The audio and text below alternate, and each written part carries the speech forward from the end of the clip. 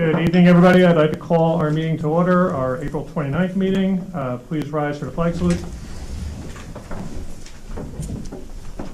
I pledge allegiance to the flag of the United States of America and to the republic for which it stands, one nation, under God, indivisible, with liberty and justice for all. Mr. Boyce, you do a roll, please. Yes, Mrs. Van Horn. Here. Mr. Sergio. Present, sir. Mr. Jess. Here. Mr. Carlson is absent. Mrs. Sherwin. Here. Mrs. Kraska. Here. Mrs. Dale. Here. Mr. Kimmick. Here. Mr. Garcia. Here. Mrs. Shaw is absent. Okay, thank you, Mr. Boyce. Public notice, adequate notice of this meeting in compliance with Chapter 231 of the Public Laws of 1975 entitled the Open Public Meetings Act has been provided by action of the Board of Education at its regular meeting on January 7, 2025. Notices to the Courier News and Star Ledger circulated in the school district, and a posted notice to this effect on the Board of Education website and Building Bulletin Board Administrative Headquarters, 51 West Cliff Street, Somerville, New Jersey. Okay, we are going to go right into our student board representative report, and your mic is on. Now it is. Awesome jobe. I got All a right. quick one today, so you don't gotta worry. Thank you. You're welcome. I never worry about you. I'd first like to congratulate our two jazz ensembles on their performance at regionals this weekend. The Ville Harmonic Jazz Band received a silver rating, while the Ville Big Band received a gold rating in Best Trumpet Section.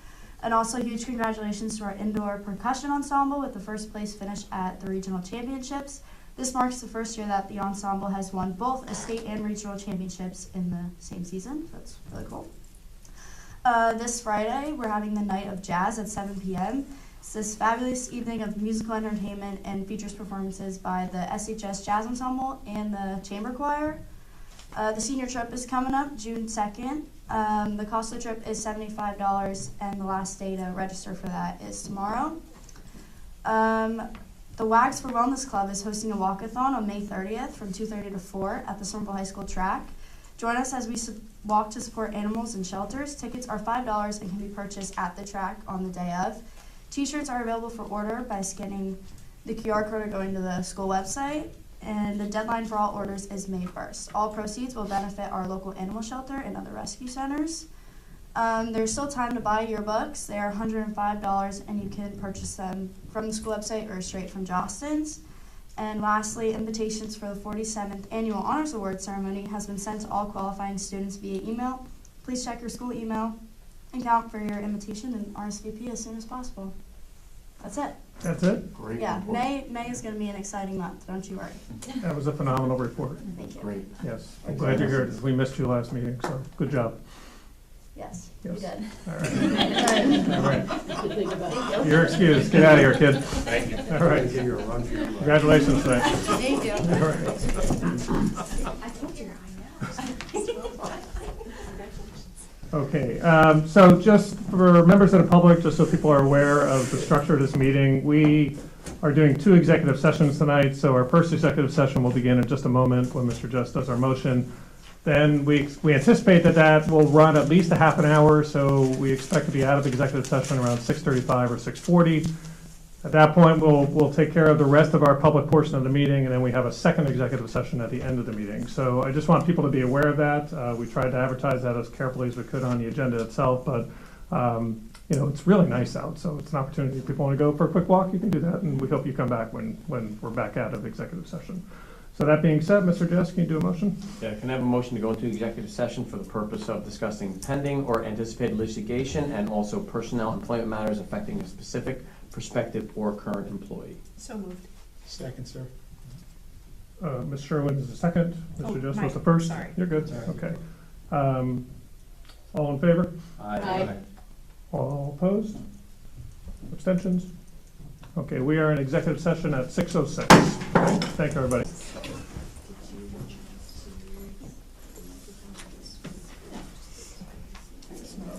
Okay, Mr. Jess, can you make a motion, please?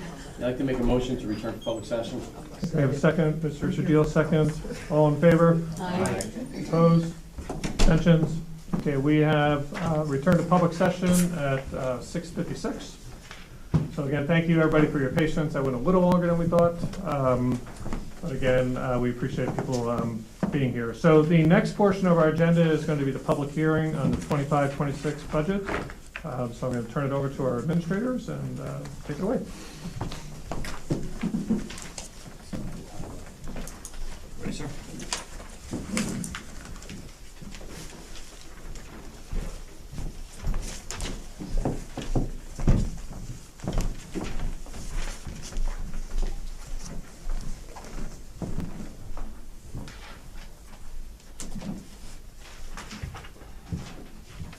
All right, thank you all for your patience.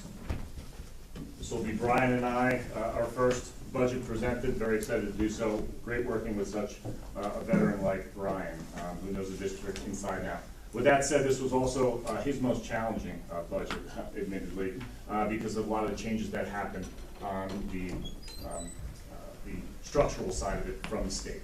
A lot of that will be detailed by Brian in a second, so I don't want to be repetitive in that nature, but do understand that this was a very deliberate process in which we looked at everything.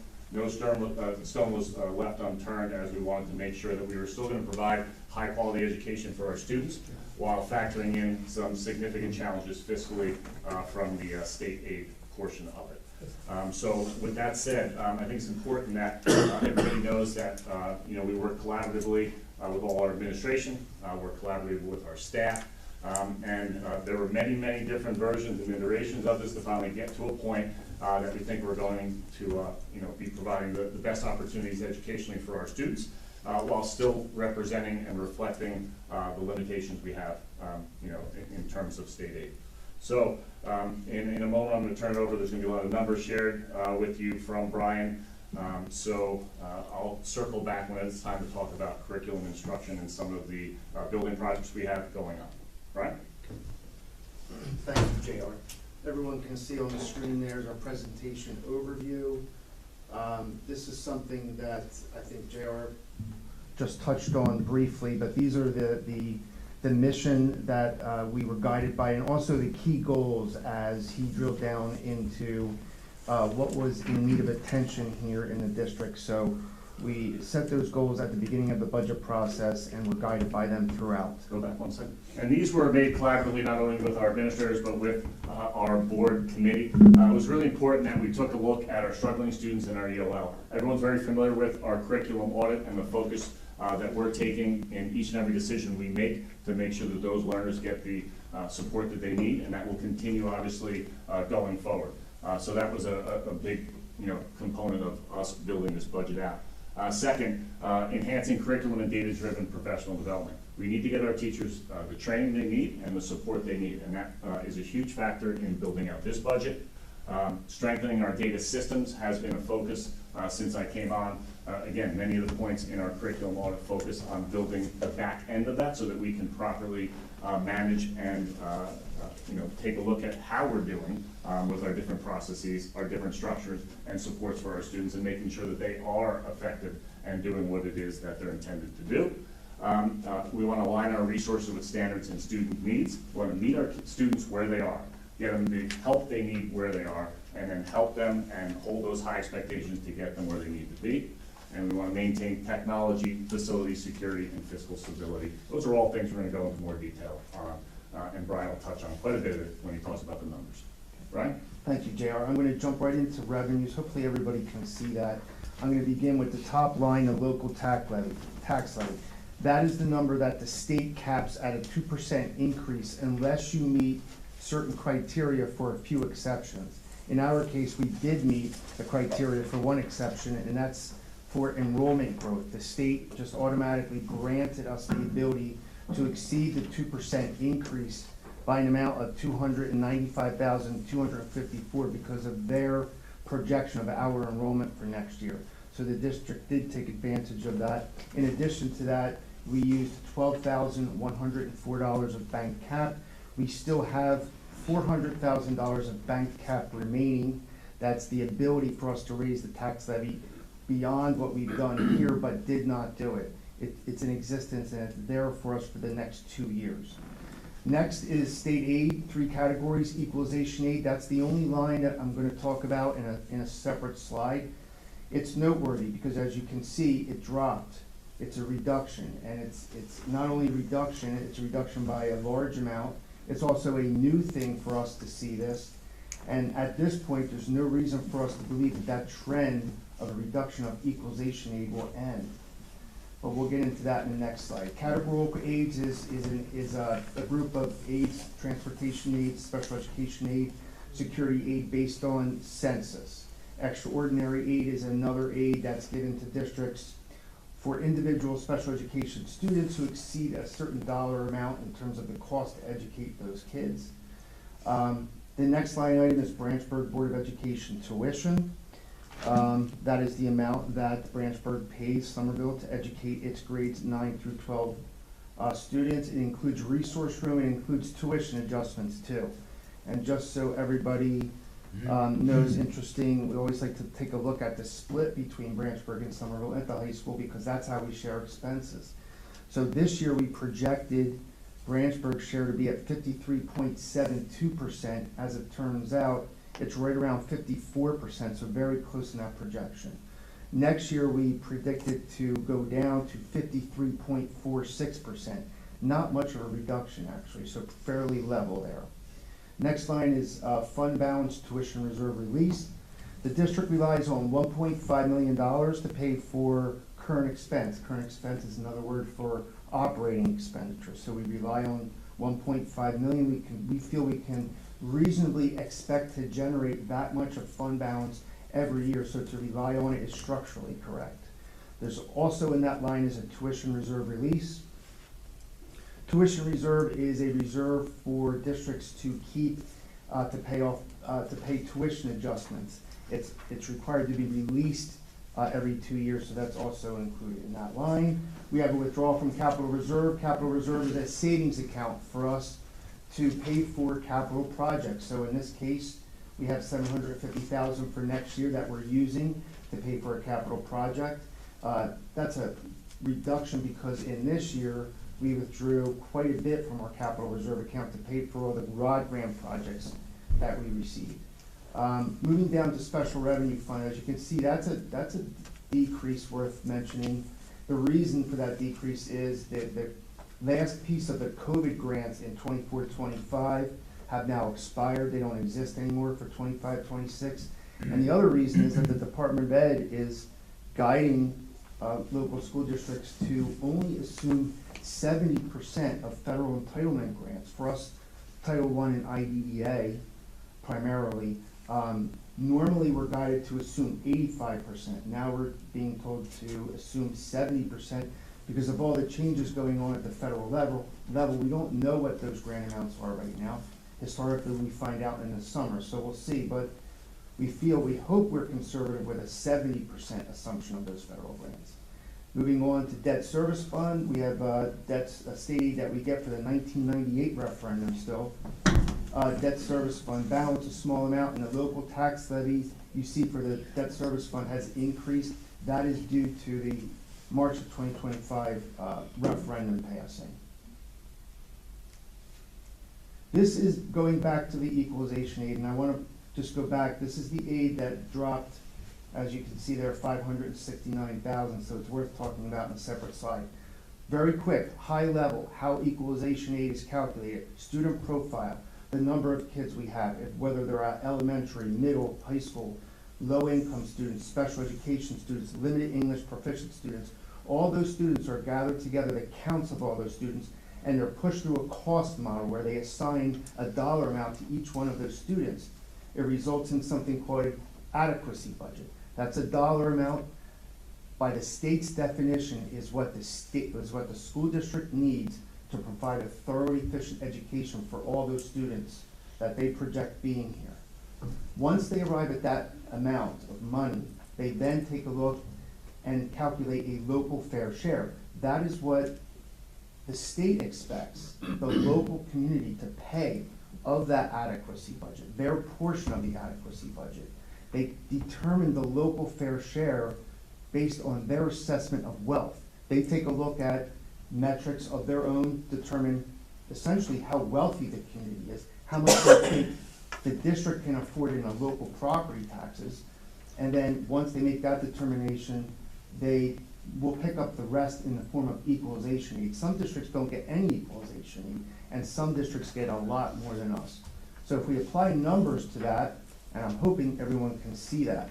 First line is 24-25, adequacy budget, 30.6 million. You see the local fair share. Equalization aid ends up being 7.7 million, we'll call it. Look what happens in 25-26. Our adequacy budget goes up 12.4%, which should be good news for us for equalization aid. However, because our local fair share goes up over 20%, the state feels that we're entitled to far less equalization. Now, the state ended up paying us 7.123 million, not the 6.7 million you see there, because they capped the amount of state aid districts lost by 3%.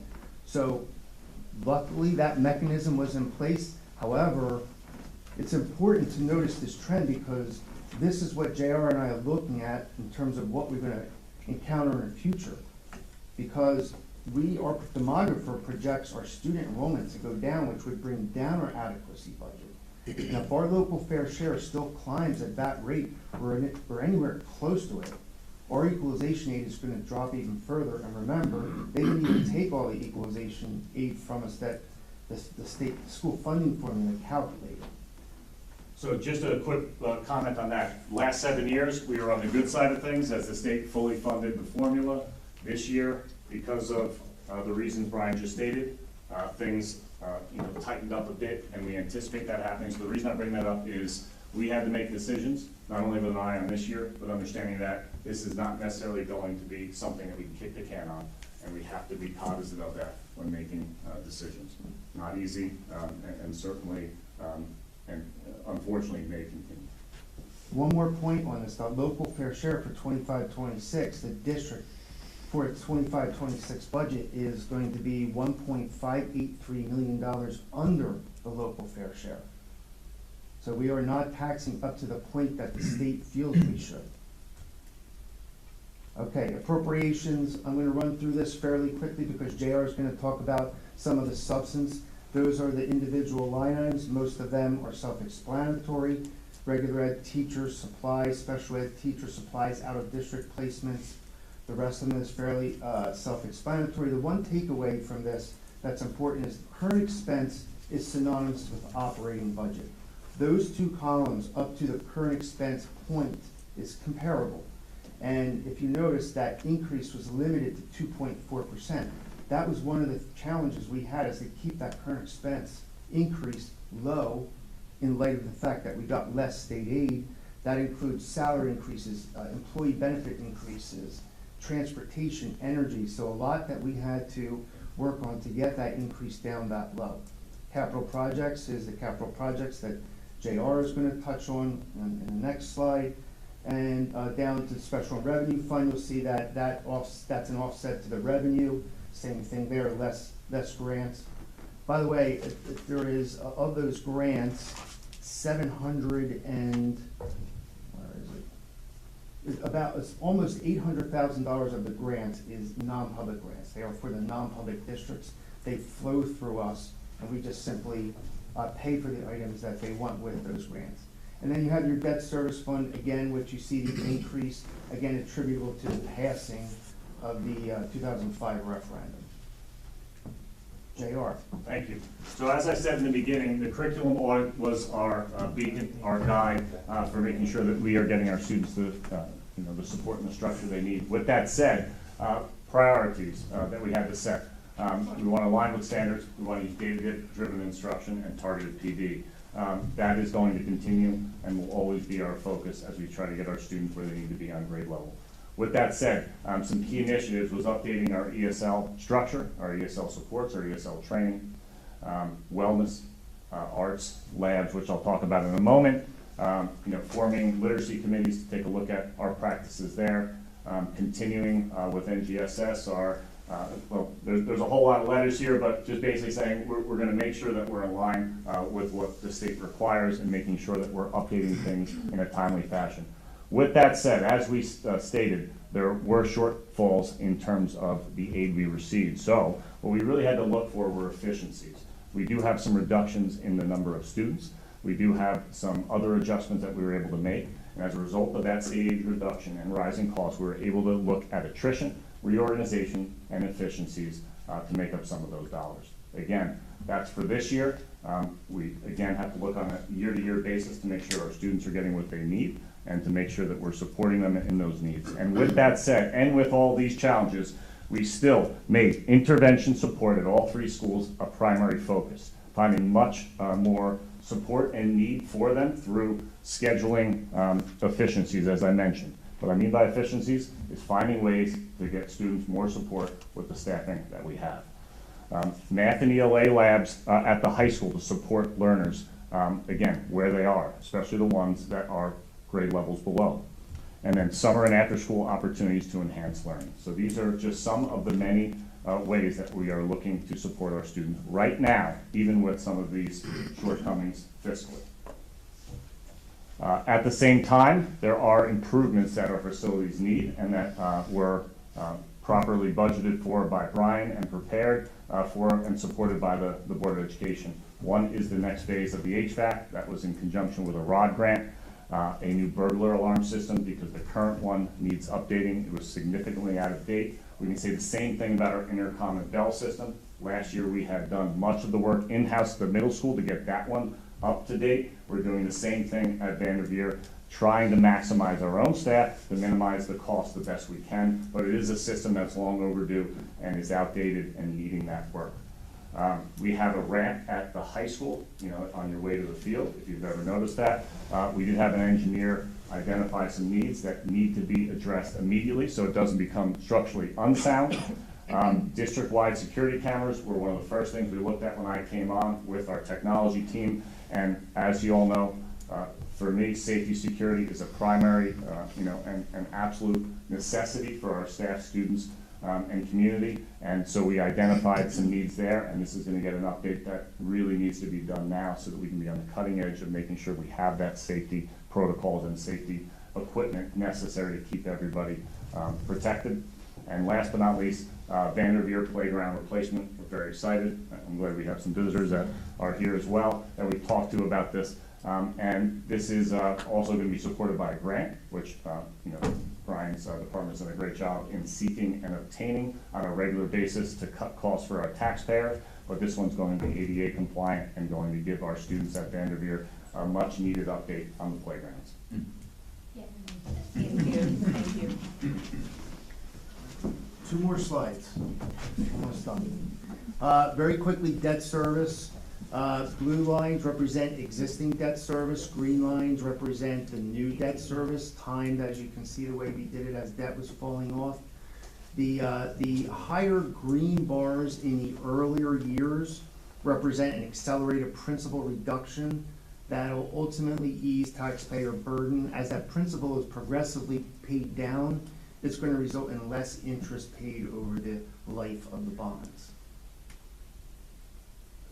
And then we end with property tax impact. So you can see, remember now, property tax is calculated, we convert to a calendar year, and then we add ratables to the equation. So we did get a slight increase in ratables, 0.12%. You see the new tax rate would be 2.388. Average residential property value at this point. Remember now, this is assessed, not market value. It's $276,200. And you see what the average school tax would be on a comparative basis next 2024. That's $218. A little bit more than we're accustomed to seeing for schools, but that's the result of the 2005 referendum coming on board. Any questions? I want to thank you, Brian and JR. Oh, I just had a quick question. I know that, and I promise it's quick. I had written it down here, but I know that you stated that it's capped at 3%, what they can, The amount that- reduction yeah. of state aid. And that's every year, so, No, that was the first time we saw that this year. Correct. say that again, though, in a different way. This 3% cap Yes. on the loss of state aid, we saw that for the first time this year. The formula has, changed over the years. And there are certain mechanisms for other districts that were losing state aid to perhaps cap that. But for this kind of blanket 3% cap on the loss of state aid, we haven't seen that yet. And we cannot guarantee that it'll be there next year. Thank you, that's my question. Correct. Thank you. You can tell It on my is face. a year-to-year basis. So if we look at the last 7 years where I said we were on the good side of things, there were schools, particularly in Monmouth and Ocean County, that were not. And what often happened was legislation passed afterward to give them some money, but that's after budgets were passed. That's after maneuvering was done to get under the, their necessary cap. This year, what was done was this 3% cap. Okay, and that may not We can't exist next guarantee year. it every year. Okay, No, and that's interesting. why we're, That's what I was trying to understand. that's why we're looking very closely at equalization, because we stand to lose a lot with $7 million. Right, And, we don't know what they're gonna do going forward. It's a election year too. Mhm. So that's another thing. We don't know, maybe the school funding formula will change this time next year. But right now, based on what we know, we're concerned the direction of equalization. sure. Well, thank you so much, I appreciate it. Can I ask one question? Please. Obviously, budget was really tight, really difficult with all those material changes. Just to emphasize or underline the point, there's no reduction in staffing, reduction in after-school activities, reduction in some of the things that we're used to. Is that accurate? Correct. Our programming and what we're servicing is not going to change. There is some attrition that occurred. Sure. Okay, so it's like maybe not backfilling some of the, Correct. from the attrition, but you're not materially reducing No. or cutting anything, as we've seen in other school districts. We've seen that happen even in New Jersey. Correct. Okay. That was the primary focus and why it took about, No, I can't tell you how many iterations It's a for us lot to of work. get. I appreciate that as we Yeah. just went through in the other district, so I just wanted to make sure I Of course. understood it, but also underline the point if that was the case. So that's Appreciate great. Well done. Thank you. All right, Brian, thank you. Thank Karen, you. thank you. Okay. At this time, we're moving on to public comment. So at this time, comment is invited on the public hearing of the 25-26 budget, agenda items, non-agenda items, or any matter related to the school district. When permitted, public participation shall be governed by the following rules under bylaw 0167.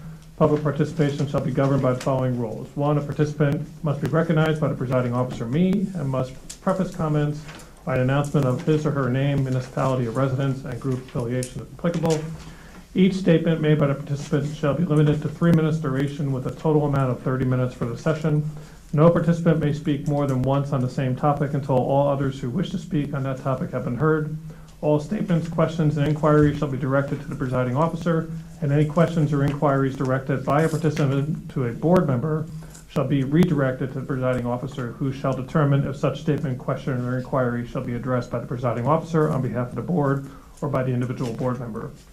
The presiding officer may interrupt, warn, or terminate a participant's statements, question, or inquiry when it's too lengthy, interrupt or warn a participant when a statement, question, or inquiry is abusive, obscene, or may be defamatory, request any person to lead the meeting when the person does not observe reasonable decorum, request that the assistance of law enforcement officers in the removal of a disorderly person, and when that person prevents or disrupts a meeting with an act that obstructs or interferes with a meeting, call for a recess or an adjournment to another time when the lack of public decorum interferes with the orderly conduct of the meeting, and waive these rules when necessary for the protection of privacy or to maintain an orderly operation of the board meeting.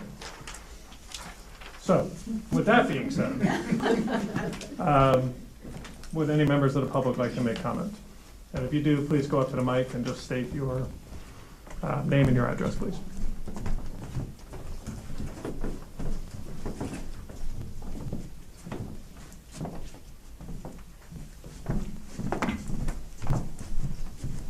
Good evening. I'm Tanya McDonald, Austin Hill Road, Clinton Township, New Jersey. I am Marianne Altadonna. I'm at 69 Culver Street in Somerville. Megan Britton, 37 Southside, Somerville. So we are here tonight just to give you a little synopsis of a group that you may have heard of called CPAG, which stands for Special Education Parent Advisory Group. This is a collaboration that takes place between parents of students with disabilities and the district, and our goal is really to look at trends, needs, strengths, and work collaboratively to make sure that we're providing the best and most appropriate program possible for our special education students, which also includes our 504 students as they also present with disabilities. So they're going to talk a little bit about some of the amazing things that CPAC has been involved in, and then I'm going to just wrap up very quickly with some of the the parent workshops that we've done to help support our parents of students with disabilities. Thank you, Dr. McDonald, and thank you so much for giving us the opportunity to speak and introduce ourselves. That's what this is all about. We wanted to come here tonight just to formally introduce the Somerville Special Education Parent Advisory Group. Dr. McDonald will talk a little bit more about the workshops and things like that we do, but largely we just wanted to share that we're an organization, a parent-led organization within the district, serving students and families who are receiving special services. What we typically do is we host parent input meetings. So we kind of get together with parents whose children are receiving special services, and we collect any and all input and feedback, positive, negative, neutral. And Megan and I kind of put it together, and we meet with the school district sometimes 3 times a year. This year it was twice a year to kind of relay that feedback. We were talking a little bit earlier about data-driven. So a lot of what we're trying to do also is, secure feedback via surveys for those parents who can't attend in person our meetings or our virtual, opportunities for comment. They can kind of submit feedback virtually via survey, and then Megan and I kind of present that data to the school district in the hopes of improving, obviously, and implementing any systemic change that could benefit the community. Some of the other things that we do is partner with PTO, just again, kind of offering that special education lens to see if there's opportunities and there's events that may be happening within the school, and then how we could make them sensory friendly or kind of accommodate some of our special education students. So for example, what we have done is, a sensory friendly trunk or treat. We do a sensory friendly holiday shop, and then some other, events that we host as well is kind of like a friendship day, which is an opportunity for students and families and staff to kind of get together and just get to know each other and ask questions. And that's kind of, did I miss anything? I think that's pretty much. And yeah, Dr. McDonald will talk a little bit about parent workshops, that we host. So a big piece, what we love about the collaboration is that we have numerous people within the district and from outside the district that have expertise in specific areas related to supporting students with disabilities, both within the school, the home, and the community setting. This year, thus far, we have done 3 parent workshops, the first of which, special ed is its own little animal. It's very difficult sometimes to understand or to really feel comfortable with accessing services for students, whether it be through general education or special education. So the first workshop that we do is a collaboration with some of the CS team members, the child study team members, which really talks about understanding eligibility, what are the different umbrellas under which students can receive services, whether it's within Gen Ed through the Intervention and Referral Services Committee, whether it's more of a 504 student who has a disability but really needs just accommodations to access the curriculum versus somebody who would fall under IDEA, which is actual special education and related services, who really need more specific modifications to the curriculum.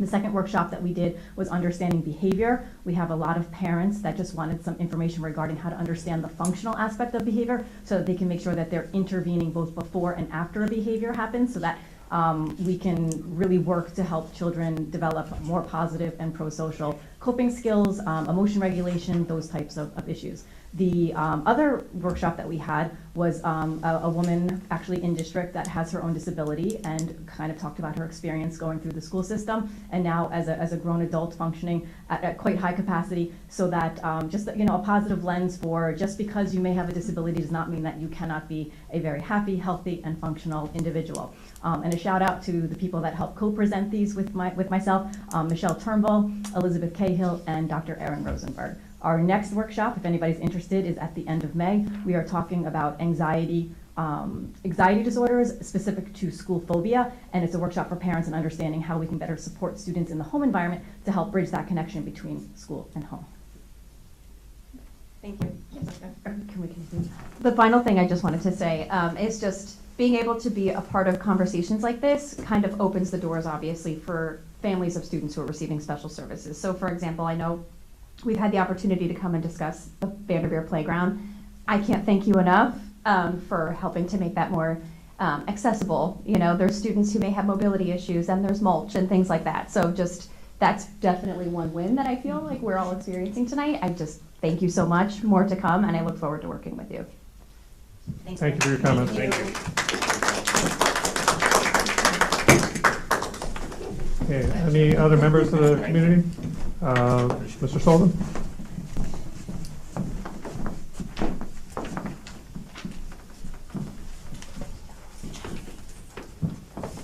Good evening, Dennis Sullivan, 8 South Richards Avenue. Just a couple of questions related to the budget. You mentioned there would be no reduction in staffing, so just natural attrition, positions that would go away if the person, were to retire. So that's a good thing, because that'll keep your student ratio down, and that's a good thing. I did have a question on enrollment. You mentioned that the projections are for the Branchburg enrollment to drop slightly. I think you mentioned that at the referendum hearings. Any numbers available on the K-8 population? Sure. Because I know that's been a concern for many, many years as we grow. There was the specter of, having to build more classrooms because we have more students. And I know in the last several years, we haven't really noticed that. I just wanted to know what. So, Mr. Sullivan, once you're done with public comment, we close. Mr. Boyce can answer some of the questions that you're Okay. actually presenting. So you said you have two questions. That was Yeah, one on enrollment. the last one would be, I think it's important for the board to let the public know what the effect of that reduction in state and federal aid is. You projected a $218 increase. I think it would be important for the public to know, if you were funded fully with last year's funding levels, what that increase would be. Because it's important I think for the average taxpayer to know you're not spending, recklessly. As the council, has the same attitude. We try to project what we feel is an adequate budget. So I would ask the board, if you're going to have a press release or something in conjunction with the, with the proposed budget, let the people know, yes, it's going up, but it's not because of the spending at this table, it's because of the loss of revenue elsewhere. And I would appreciate, something like, to that effect. Thank you for your comment. Thank you. Okay. Any other members of the public who'd like to make comment? Okay. Move to close. Okay, what did you just say? Move to close public comment. Can I have a second, please? Second, sir. Mr. Sedil, all in favor? Aye. All opposed? Abstentions? Okay. So thank you for your comments and the questions. I'll speak first, Mr. Sullivan, to your two questions. The first one, I just want to kind of point out that I think the decision to raise taxes was really to maintain current levels of programming and not have cuts in programming. Mr. Boyce, I think, did an excellent job of pointing out the reductions in state aid and the impact that that would have on the district if we made a decision to only do a 2% increase. The idea of bank cap is something that we've never seriously done in my time on the board here, and there are people with a longer tenure than mine. I think we were very conservative in how we decided to use some of those tools at the district's disposal to be able to increase the budget in a responsible way to make sure we're maintaining programming. So I do appreciate your comments about making sure that that's understood by people. Can you just address, Mr. Boyce, the question about enrollment? Sure. So currently, Vanderveer, changes a little bit every day, but it's a moving target. But it's at 640 students. Next year, we anticipate it to be at 644. This is besides any special ed. I'll mention that separately. 6 through 8, 328 currently. We project 324 next year. So very little movement in both schools. And in special ed, self-contained special ed classes, we currently have 72, and we project 82 for next year. Okay, thank you, Mr. Boyce. I also want to thank the members of CPAC who came out tonight just to talk with the board and share what you do, because it's really important work. And I think that, that representation and just that presence in the district, on your part is just very, very important. And I do want to thank you for just taking the time to stand before the board, just explain to everybody what you do, the importance of what you do. I think the playground being in the budget is something, again, that was a priority need that, could have easily been removed, but we made the decision that we wanted to keep that in there because that is something, again, that I think we've all heard loud and clear that that's a definite need that's there. So I'm glad to see that as a win and something that's positive, and we look forward to that as well. That playground that's there now, my wife was PTO president, I think, and it's been around for a while now. So so I want to thank the members of the Budget and Finance Committee for making sure that's a priority as well. All right. Okay. So moving on, approval of minutes. You're doing this. I'll make a motion to approve the minutes. Okay. Can we have a second, please? Second. Ms. Sherwin. Mr. Boyce, can you do a roll for that one? Yes, Mrs. Van Horn, Yes. Mr. Sergio, Abstain, sir. Mr. Jess. Yes. Mrs. Sherwin, Yes. Mrs. Kraska, Yes. Mrs. Dale, Yes. Mr. Kimmick. Yes. Mr. Garcia, Yes. Mrs. Shaw. Abstain. Okay. Thank you, Mr. Boyce. All right, just board president report. I'm going to keep this very brief because it's been a very full meeting, but I want to just acknowledge a retirement that's on tonight's agenda. Maureen Nevada is retiring after 15 years of working in the district. Maureen, I know personally, her oldest son is my oldest son, same age. They've been friends for a very long time. Maureen did some just great work with Unified Bowling, just making sure that she was a presence within the district, but also made a difference for a lot of kids. So I do want to thank Maureen for that and thank her for her contributions over the years. I want to thank Mr. Boyce, the finance team, everybody that's involved in the development of the budget. To get a budget to this point starts way back, basically in October. Even before that, there's just a lot of things that I think had to be addressed this year that were somewhat unusual for Somerville and the administration's leadership in that, and just making sure that priorities were addressed is something, again, that can't be undersold. And we're very fortunate to have Mr. Boyce. I mean, he's been a mainstay in the district for years and just well respected around the county and the work that he does. There are a number of appointments on the agenda tonight as well, and I want to thank staff members who, if you look at the agenda, are being appointed to committees like an AI and a literacy teacher leader committee.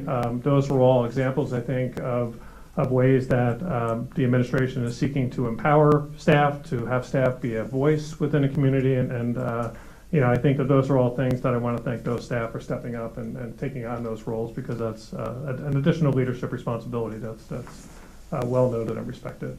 And hiring continues. There are some additional hires for next year already on the agenda that we're approving tonight, so that's a lot of work on the administration's part, so thank you for doing that as well. All right, so with that, I'll turn it over to Superintendent's report. Mr. Wadisco. Thank you. And I echo your sentiments about working with Mr. Boyce. It was a pleasure, working with him on this. It was a challenge. There was quite a bit of work that went into this from everyone, from our finance committee to our administrators, to our staff, to Brian's staff, and Brian, of course, and his leadership there. So I'm hoping it gets easier next year, but again, as we talked about, there's no guarantee one way or the other. So obviously we'll keep our fingers crossed, but we'll continue to prioritize our student needs, our staff support, and their training as well, so that we can get our students what they need. With that said, obviously also congratulations to Maureen, and we will soon be celebrating all our retirements that we've announced over the course of the last few months. It's always difficult to say goodbye to someone who's been such a key contributor to our student body and to our school community. We wish her well and thank her for everything that she's done here for Somerville. CPAG, since the day I've walked in and we met, it's always been a nice collaboration, and I look forward to continuing that. Very, very excited that we were able to prioritize and keep the playground in the budget, and I know our students will benefit from that, so thank you for your partnership with that. And there is the equivalency and waiver approval that's on there. This was just something that had to be done as a result of CUSAC. I spoke about it a few months ago, and basically what's going on is that the law is changing, and the scores and how they score and how they weight growth is changing next year. They allowed schools that went through CUSAC this year to apply and get that waiver, and that did help us in our curriculum instruction scoring. We don't have our final scores yet, but the early indications is that certainly helped us in that department. So that's why that is there. And then in terms of our curriculum audit, I'd like to provide some updates for the public. That will also be echoed in my newsletter that will be coming shortly. So In terms of data, mid-year iReady data reviews took place at Vanderveer and the middle school, focusing on standard-based growth and obviously helping to prepare our students for the upcoming state assessments. Curriculum and instruction and building administrator teamed up through their meetings in the last few months to do data deep dives and provide teachers with the support they needed to prepare our students, utilizing that data, interpreting it, helping to interpret it, and then utilizing it to drive their needs on a standard-based approach, getting ready for the upcoming testing that's going to be happening. Weekly monitoring using iReady MyPath is happening and has been happening for a period of time now. Our data teams, both at the building and at the district level, have been collaborating and working together to provide our teachers with what they need to support the audit goals. And our meetings in March and April emphasize end-of-the-year benchmarks, prep for NJSLA, and ways to increase articulation between not only the different grade levels, but also across grade levels and then across schools. Those are difficult things to make sure we coordinate, but very important that they happen regularly, and that's what's happening now with our data committees that are on the building and then the district level. That articulation is much easier with those structures in place. Teacher evaluation, administrators received some training and some look-fors to focus on ML instruction to provide that kind of feedback.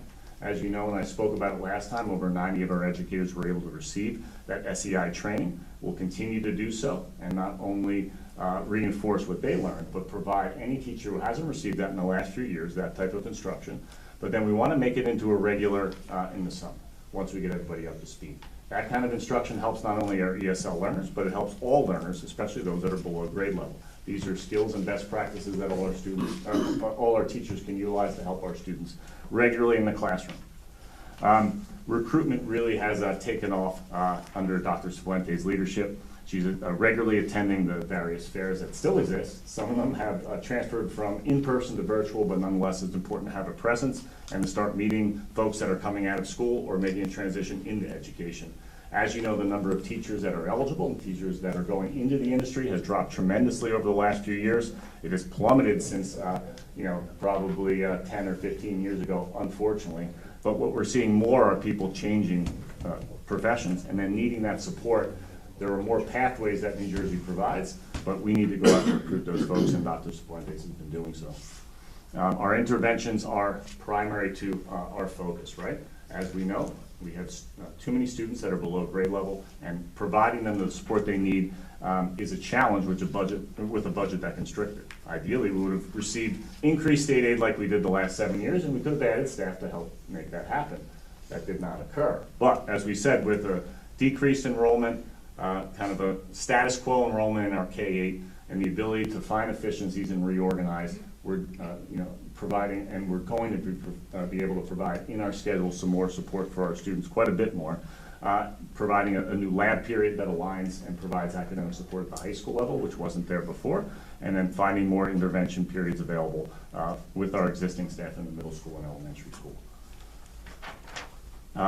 In terms of our teachers, I talked about the SEI training, the deep data dives that are going on, the best practices in NJSLA prep and supports and strategies that are provided by our curricular department. Obviously, utilizing iReady, utilizing the data provided by iReady and link it to its fullest capacity is an ongoing effort and training and effort between our administrators and our staff. A literacy leader team, as you guys are going to be approving, is going to be happening, and that will be initially a whole and then broken down on the K-8 and then high school level so that those conversations can continue and really dig into our practices. ELA curricular planning and math pacing realignment is ongoing at Vanderveer, and those conversations are happening regularly, which is very helpful and very much needed. And in terms of our MLs, I spoke a little bit about the training provided, but ESL teams providing various screeners are being developed for newcomers especially. Those are the ones that are most vulnerable and need that support immediately, need to be identified so that they can get the proper support. That's absolutely essential. And additional training will continue to come for those type of learners. But like I said, having 90 to start is a huge step in the right direction. As more of our educators have that training, they can regularly use those practices that not only help our ESL students, but help all of our students that are struggling in the classroom. So those are some of the really great things that have been happening. between our staff and our administrators, and we'll continue to do so as we implement and look for ways to help our students. Great. Thank you very much for that report. All right, we're going to move on to report of board items and committee reports. So, Mr. Sardillo, can you give Athletics and Student Activities Committee report? Yes, thank you, Superintendent Lisco, Mr. President, Mr. Vice President. I know there's a lot has been discussed tonight, so I'm going to be as quickly as, move along as quickly as possible. But first start with our Athletics and Activities meeting did take place on the 25th of March. We discussed several items, referendum projects in process, review of clubs, spring sports participation. The next scheduled meeting is the 4th of June. The agenda will be prepared prior. Spring has sprung in Ville sports, but first I want to congratulate Maximus Nuzzi and Sophia Douglas, representing Somerville High School yesterday at the 2025 Scotland Conference Scholar Athletes Luncheon. I'm going to start with baseball. Coach Banos has a 65 record, but that was just updated in a really tight Scotland Conference rare division.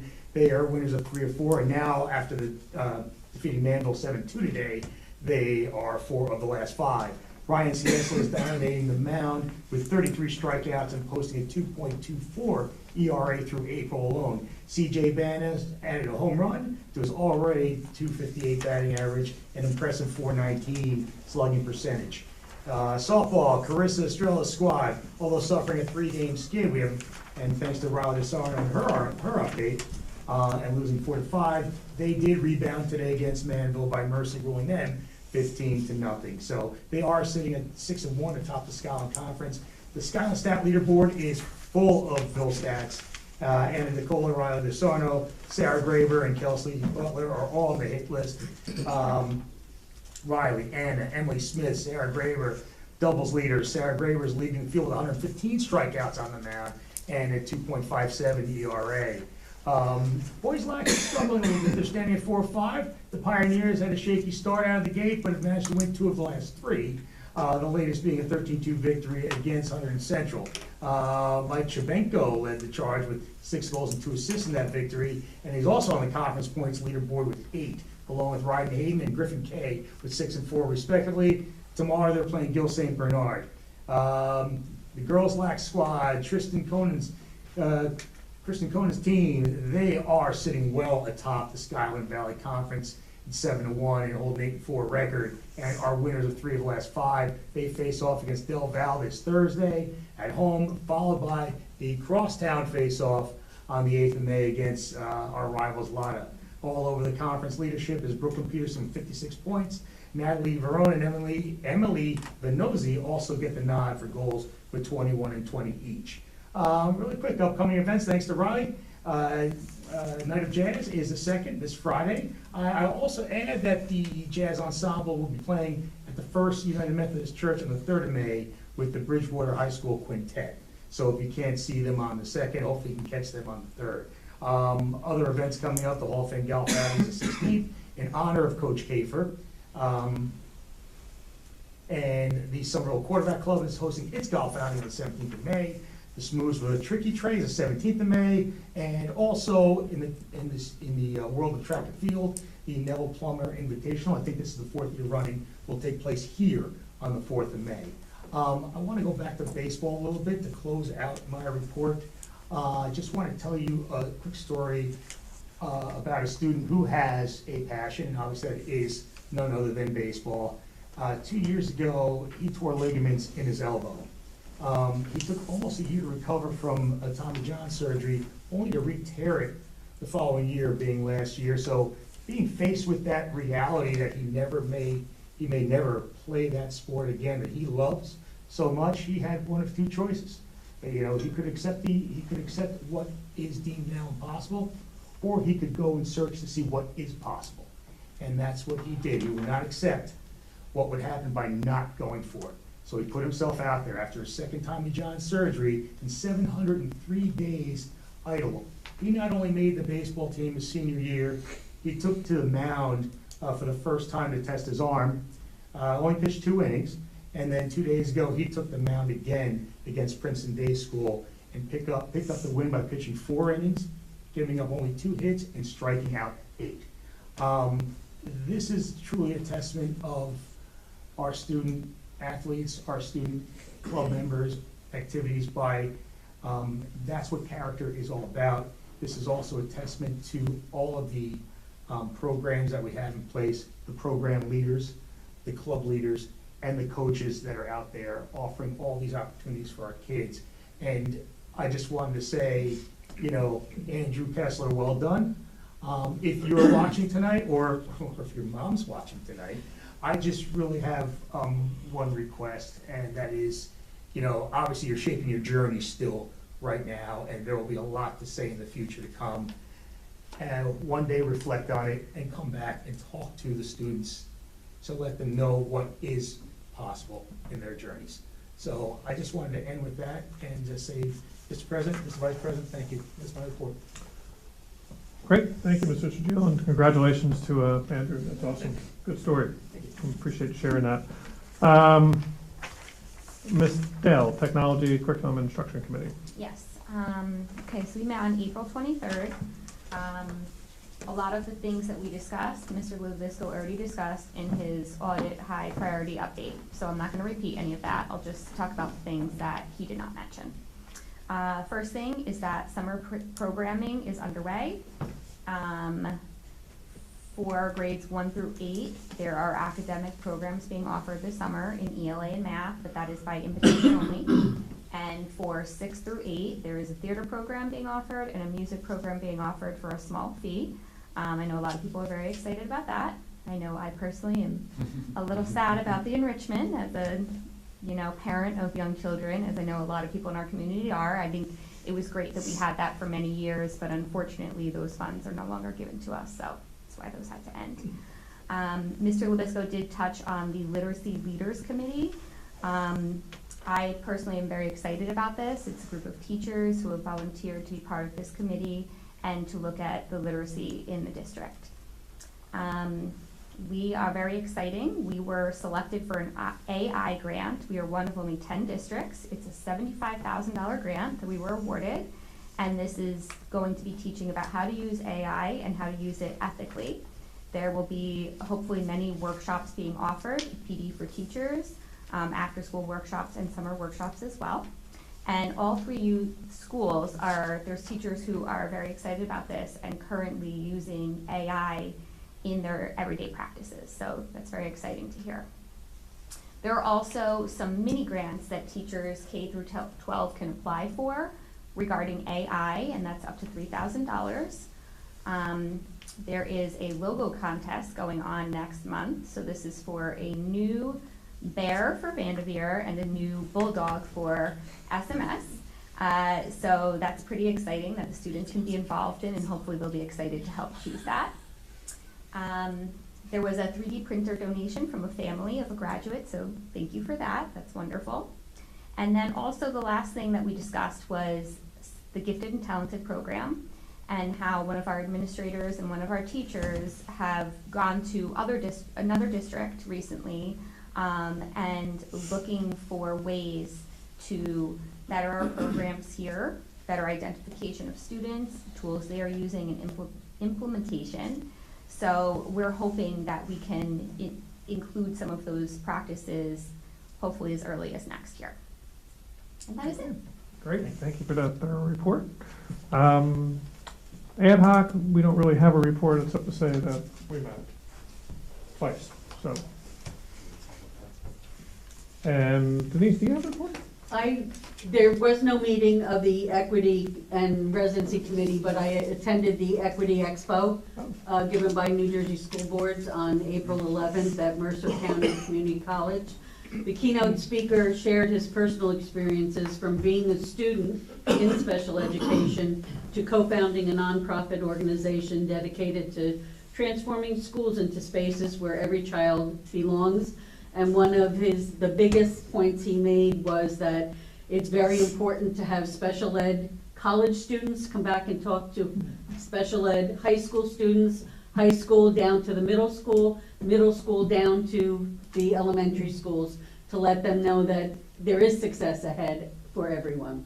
The breakout sessions that I attended focused on restorative practices, providing a district-wide definition of equity and the need to provide equity focus PD to all personnel, not just the teaching staff, and using classroom routines to develop critical problem-solving skills. And the day closed with a panel discussion presented by the Plainfield Board of Education. It was enlightening. Most of the districts that spoke were much larger districts, but there was a lot of important information. I also have just a quick, I'm our representative on the library trustee board, and we met on April 24th. The library is in the process of moving the contents of the New Jersey room to the loft area of the library. Right now, materials can be requested by appointment only, and the library staff will pull down the materials for you. Other requests and concerns by the branch library manager were discussed. Interviews are winding down for the position of the county library director to replace the current director who retires in July. And our next meeting is July 24th. Great. Thank you for that report and for attending that session. That sounds like it had a lot of good information there. It did, Yeah. it was good. So ad hoc negotiations, do you have anything to add, Mr. Garcia? I mean, we met, that was about it, okay. And then policy committee, Ms. Krasko.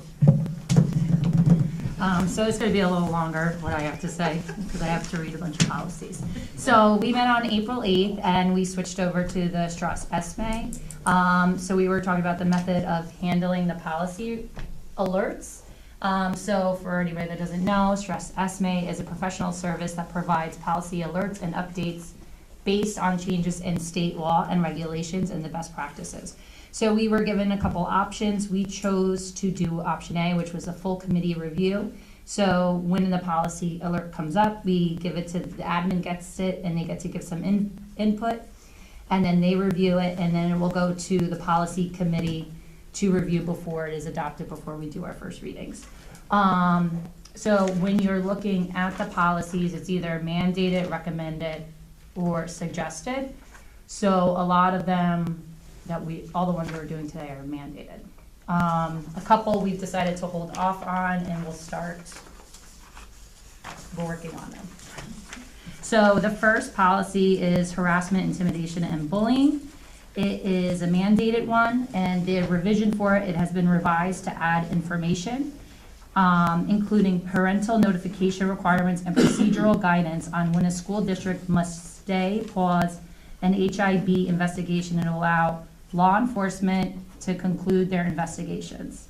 So that one is. I don't want, Oh, you don't need to go through every Okay, piece of that, okay, yeah. I thought I had to. Because that's a very long document. And Yeah, think I was just for- highlighted like the Yep. updates. Yeah, yeah. So just the last one, that's the first reading for the, it's not high school, right? Right, The scholastic that one. yeah, Okay, thank you. all right. That will make it And much quicker. I think for other board members, when we met as a group, remember, first read the policies, you have access to the policies themselves as just a course of action.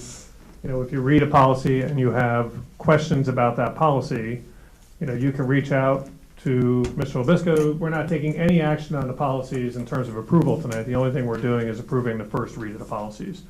There's opportunities to have discussions that take place before that, before we actually do a formal approval on the second reading. Ms. Sherwood. Are the first readings then available for the public as well, or is this only internal and only for us? Well, policy is a board function. If members of the public had questions about a policy that was being projected, they could reach out to the administration and ask a question about that. That would be fine. Yeah. Thank you. I just Okay. wanted clarification on that. I do have a quick question. Were, Mr. Garcia. so these are all mandated policies. Were there any of these policies where we made edits to tailor them to our district, or anything that was specifically altered for our district, or are we adopting the language as is from the provider? Yeah, you go ahead. Yeah. Answer that, please. Sure.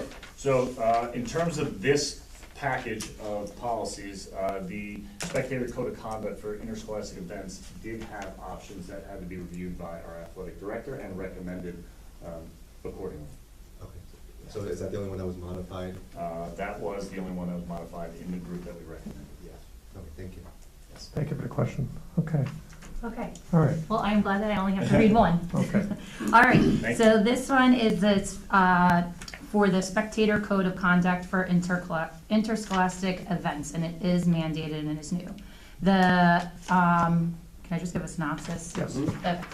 The NJSIAA is requiring districts' policy to include increased disciplinary actions for multiple violations in a defined period of time to be determined by the district.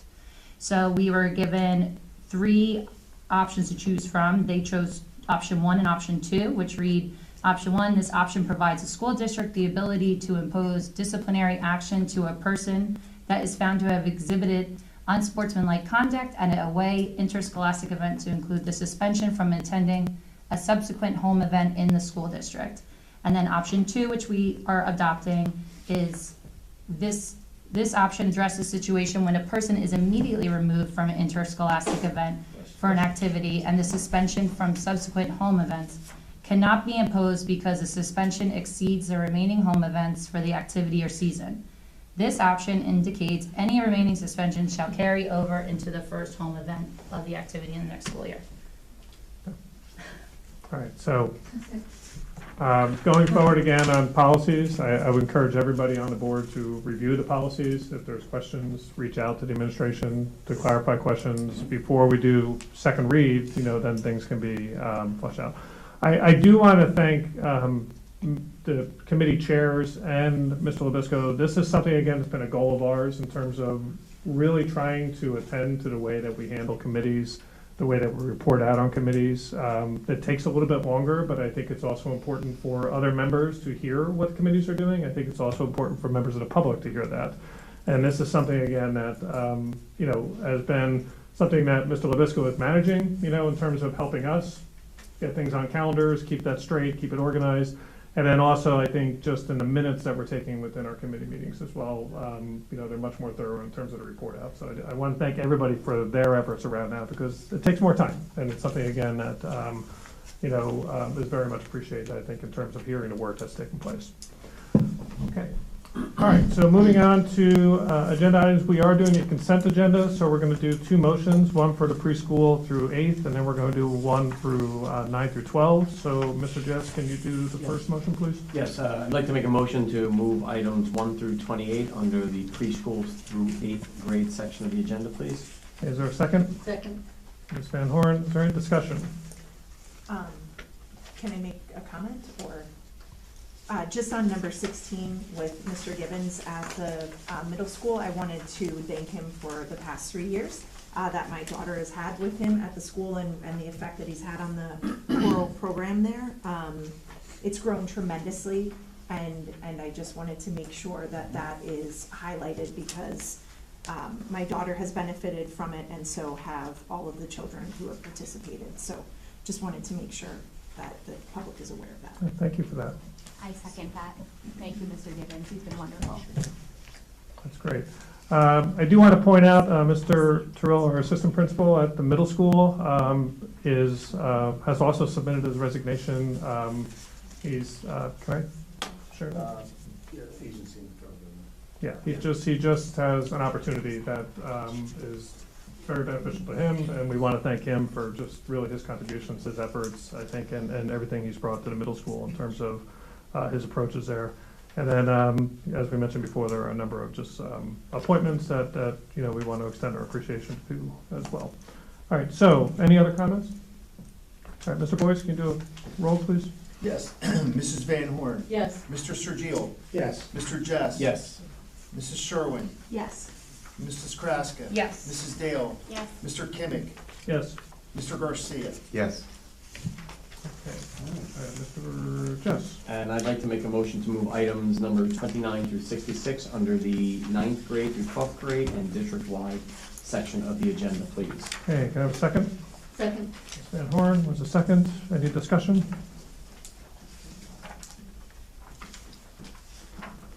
Seeing none, Mr. Boyce? Mrs. Van Horn. Yes. Mr. Sergio. Yes on 29 to 64, no on 65, yes on 66. Okay. Mr. Jess. No on 65 and yes to everything else. Mrs. Sherwin. Yes. Mrs. Kraska. Yes. Mrs. Dale. I am going to abstain on number 31, and yes to the rest. Mr. Garcia, Yes. Mrs. Shaw, Yes to everything, abstaining on 65.